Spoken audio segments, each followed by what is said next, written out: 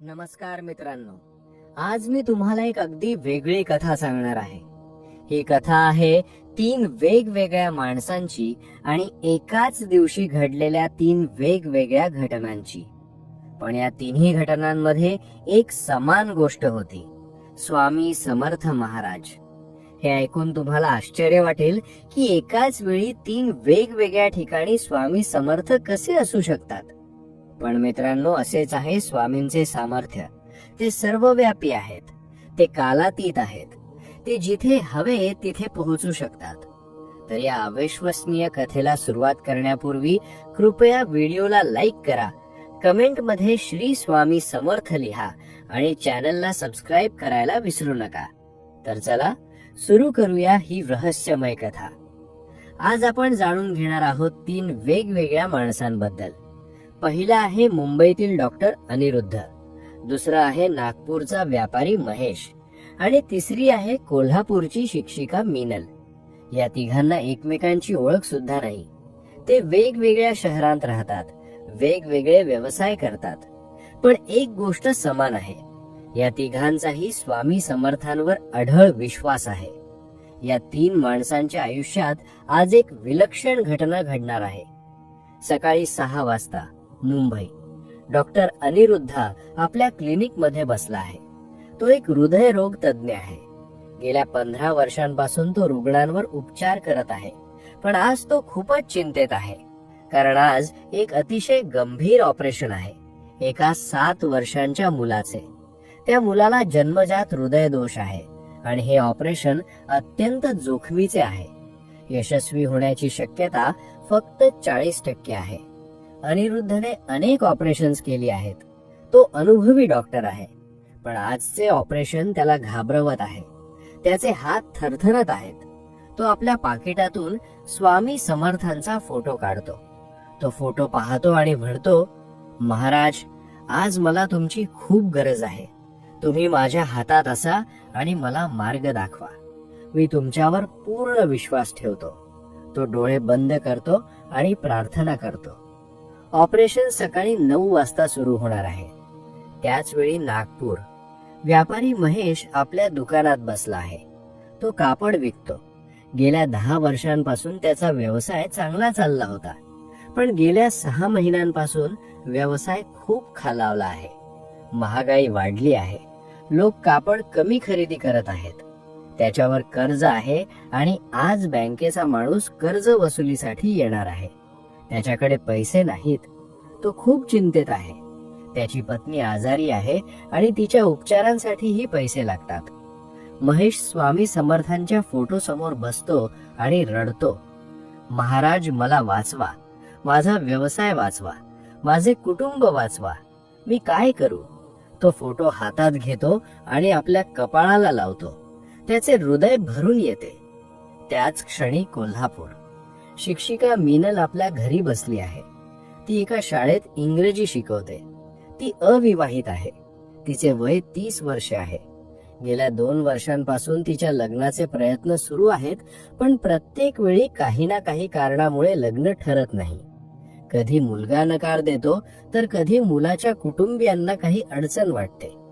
मीनलची आई खूप चिंतेत आहे. आज पुन्हा एक नवीन प्रस्ताव आला आहे.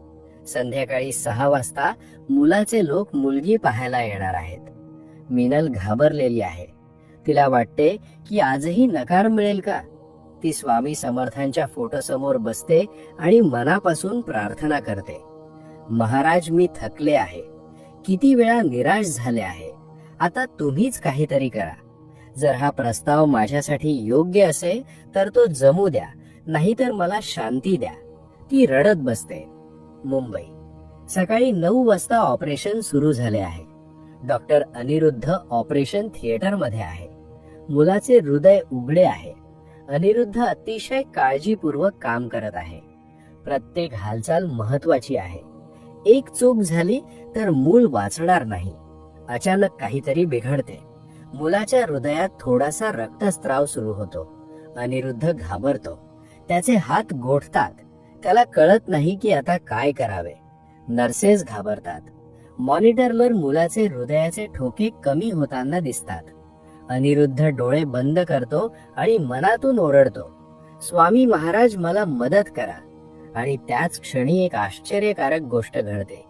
त्याला जाणवते की कोणीतरी त्याचा हात धरलेला आहे, त्याला मार्गदर्शन करत आहे. तो डोळे उघडतो पण तिथे कोणीही नसते. मात्र त्याचे हात आता स्थिर झालेले असतात. त्याला अचानक स्पष्टपणे कळते की पुढे काय करायचे आहे. तो शांतपणे काम करतो, रक्तस्राव थांबवतो, दोष दुरुस्त करतो. मुलाचे हृदय पुन्हा नियमितपणे धडधडू लागते. ऑपरेशन यशस्वी होते. अनिरुद्ध थकलेला आहे पण अत्यंत आनंदी आहे.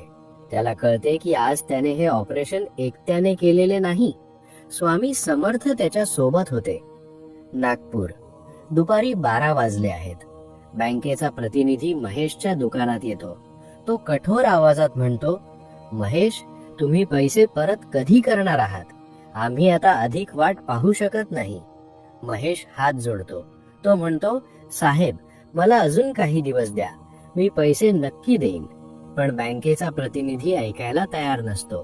तो म्हणतो, नाही महेश, आता आम्ही तुमचे दुकान सील करणार आहोत. महेश खूप घाबरतो. त्याच्या डोळ्यात पाणी येते. तेवढ्यात अचानक एक ग्राहक दुकानात प्रवेश करतो. तो श्रीमंत दिसणारा माणूस आहे. त्याच्या हातात एक बॅग आहे. तो म्हणतो, तुम्ही महेशराव आहात का? महेश म्हणतो, हो, मीच महेश. तो माणूस म्हणतो, माझे नाव विजय आहे, मी दिल्लीहून आलो आहे. मला तुमच्या दुकानाबद्दल माहिती मिळाली. तुम्ही दर्जेदार कापड विकता असे ऐकले आहे. मला माझ्या हॉटेलसाठी मोठ्या प्रमाणात कापड हवे आहे. मी सगळे कापड तुमच्याकडूनच घ्यायचे ठरवले आहे आणि मी आगाऊ पैसे देऊ इच्छितो. महेशला विश्वासच बसत नाही. तो म्हणतो, पण साहेब, तुम्ही मला ओळखत नाही. विजय हसतो आणि म्हणतो, मला तुमच्यावर पूर्ण विश्वास आहे. काल रात्री मला एक स्वप्न पडले. एका म्हाताऱ्या साधूने मला सांगितले की नागपूरला जा आणि महेश नावाच्या कापड विक्रेत्याकडून कापड घे. तो प्रामाणिक आहे आणि त्याला मदतीची गरज आहे. विजय आपल्या बॅग मधून पैसे काढतो आणि महेशला 5 लाख रुपये देतो. महेश स्तब्ध होतो. त्याच्या डोळ्यातून अश्रू वाहू लागतात. त्याला उमगते की हा स्वामी समर्थांचा चमत्कार आहे. बँकेचा प्रतिनिधीही आश्चर्यचकित होतो. महेश तात्काळ कर्जाची रक्कम भरतो. बँकेचा प्रतिनिधी पैसे स्वीकारून निघून जातो. महेश स्वामी समर्थांच्या फोटो समोर साष्टांग नमस्कार घालतो. कोल्हापूर, संध्याकाळी 6 वाजता मुलाचे लोक मीनलला पाहायला आले आहेत. मीनल घाबरलेली आहे. मुलगा आणि त्याचे आई वडील समोर बसले आहेत. ते मीनलला प्रश्न विचारत आहेत. मीनल शांतपणे उत्तरे देत आहे. सुशी हा अभियंता आहे. तो पुण्यात काम करतो. मीनलला तो आवडलेला आहे, पण त्याची आई काहीशी अस्वस्थ दिसते. ती अनेक प्रश्न विचारते. तिच्या आवाजात शंका जाणवते. मीनलला वाटते की आजही हे लग्न ठरणार नाही. तिचे मन दुःखी होते. तेवढ्यात अचानक दरवाजा वाजतो. मीनलची आई दार उघडते. बाहेर एक म्हातारी बाई उभी असते. ती म्हणते, मला थोडे पाणी मिळेल का? मीनलची आई तिला आत घेते आणि पाणी देते. ती म्हातारी बाई मीनलकडे पाहते आणि हसते. ती मीनलच्या डोक्यावर हात फिरवते आणि म्हणते, बेटा, तू खूप चांगली मुलगी आहेस. तुझे नशीब उजळणार आहे. तुझे लग्न लवकरच होईल आणि तू खूप सुखी राहशील. असे म्हणून ती म्हातारी बाई निघून जाते. मीनल अजूनही विचारात पडलेली असते. पण तेवढ्यात सुशीलची आई अचानक मीनलकडे पाहते आणि हसते. ती म्हणते, मुलगी, मला तू खूप आवडलीस. मला वाटते तूच आमच्या सुशीलसाठी योग्य आहेस. आम्ही हा प्रस्ताव मान्य करतो. मीनलला विश्वासच बसत नाही. तिच्या डोळ्यात आनंदाचे अश्रू येतात. तिला उमगते की ती म्हातारी बाई कोणी सामान्य नव्हती. त्या साक्षात स्वामी समर्थच होत्या. त्यांनी तिला आशीर्वाद दिला आणि सगळे चित्र बदलून टाकले. मीनल आतमध्ये जाते आणि स्वामींच्या फोटो समोर साष्टांग पडते. रात्री 9 वाजता मुंबई, नागपूर आणि कोल्हापूर 3 वेगवेगळ्या शहरात, 3 वेगवेगळ्या घरात 3 वेगवेगळे लोक एकाच भावनेने भरून गेलेले आहेत. मुंबईत डॉक्टर अनिरुद्ध आपल्या घरी परतला आहे. तो थकलेला आहे, पण मनातून खूप शांत आहे. त्या 7 वर्षांच्या मुलाचे ऑपरेशन यशस्वी झाले आहे आणि डॉक्टरांनी सांगितले आहे की मूल आता धोक्याबाहेर आहे. अनिरुद्ध स्वामी समर्थांच्या फोटो समोर बसतो. तो हात जोडतो आणि म्हणतो, महाराज, आज तुम्ही माझ्या हातात होतात. मला प्रत्येक क्षणी तुमची उपस्थिती जाणवत होती. तुम्ही मला योग्य वेळी योग्य मार्ग दाखवला. मी तुमचा ऋणी आहे. नागपूरमध्ये महेश आपल्या घरी पोहोचला आहे. त्याने आपल्या पत्नीला सगळी घटना सांगितली आहे. ती ऐकून भावुक होते आणि डोळ्यातून अश्रू वाहू लागतात. ती स्वामी समर्थांच्या फोटो समोर हात जोडते. महेश म्हणतो, आज माझा व्यवसाय वाचला, माझे कुटुंब वाचले. हे सगळे स्वामींच्या कृपेने झाले आहे. त्यांनी आम्हाला एकटं सोडलं नाही. कोल्हापूरमध्ये मीनल आपल्या खोलीत बसली आहे. तिची आई आनंदाने रडत आहे. घरात एक वेगळाच आनंदाचा माहोल आहे. मीनल स्वामी समर्थांच्या फोटो समोर बसते आणि म्हणते, महाराज, तुम्ही साक्षात माझ्याकडे आलात. तुम्ही म्हातारी बाई बनून आलात आणि मला आशीर्वाद दिलात. मी तुमचे आभार कसे मानू? पण ही कथा इथेच संपत नाही. पुढच्या आठवड्यात डॉक्टर अनिरुद्ध अक्कलकोटला जाण्याचा निर्णय घेतो. तो मनात म्हणतो, महाराजांचे प्रत्यक्ष दर्शन घेऊन त्यांचे आभार मानायचे आहेत. गुरुवारी सकाळी तो अक्कलकोटला पोहोचतो. मठात प्रवेश करतो, समाधीचे दर्शन घेतो आणि साष्टांग नमस्कार घालतो. त्याच वेळी मठात अजून 2 अनोळखी लोक प्रवेश करतात, एक पुरुष आणि एक स्त्री. अनिरुद्ध त्यांच्याकडे सहज नजर टाकतो. काही क्षणांनी तो त्यांच्याशी बोलायला लागतो. तो विचारतो, तुम्ही कुठून आला आहात? तो पुरुष म्हणतो, मी नागपूरचा आहे. माझे नाव महेश. अनिरुद्ध थोडा आश्चर्यचकित होतो. तो म्हणतो, मी मुंबईचा आहे. माझे नाव अनिरुद्ध. तेवढ्यात ती स्त्री म्हणते, मी कोल्हापूरची मीनल. तिघेही एकमेकांकडे पाहतात. काहीतरी अद्भुत घडत असल्याची जाणीव त्यांना होते. ते तिघे थोडा वेळ बोलू लागतात. प्रत्येक जण आपापली गोष्ट सांगतो. डॉक्टर अनिरुद्ध ऑपरेशनची, महेश व्यवसायाची आणि मीनल लग्नाच्या प्रसंगाची. आणि अचानक त्यांना लक्षात येते, तिघांनाही एकाच दिवशी वेगवेगळ्या शहरांत वेगवेगळ्या रूपांत स्वामी समर्थांनी मदत केली होती. महेश म्हणतो, माझ्याकडे एक व्यापारी आला होता. त्याने सांगितले की त्याला स्वप्नात एका म्हाताऱ्या साधूने पाठवले. मीनल म्हणते, माझ्याकडे एक म्हातारी बाई आली होती. तिने मला आशीर्वाद दिला. अनिरुद्ध म्हणतो, मला ऑपरेशन करताना जाणवत होते की कोणीतरी माझ्या हातात आहे, मला मार्गदर्शन करत आहे. तिघेही स्तब्ध होतात. त्यांच्या अंगावर काटा येतो. एकाच दिवशी एकाच वेळी 3 वेगवेगळ्या ठिकाणी स्वामी समर्थ कसे असू शकतात? तेवढ्यात त्यांच्या मागे मठातील एक वृद्ध सेवक उभा असतो. तो हसतो आणि म्हणतो, बाळांनो, स्वामी समर्थ सर्वव्यापी आहेत. त्यांना वेळेची आणि जागेची मर्यादा नाही. ते एकाच वेळी अनेक ठिकाणी असू शकतात. कधी साधूच्या रूपात, कधी व्यापाऱ्याच्या रूपात, कधी म्हाताऱ्या बाईच्या रूपात, तर कधी अदृश्य शक्तीच्या रूपात. त्यांचे रूप महत्वाचे नाही, तुमचा विश्वास महत्वाचा आहे. तो पुढे म्हणतो, तुम्ही तिघांनी मनापासून विश्वास ठेवला, म्हणूनच स्वामींनी तुमची मदत केली.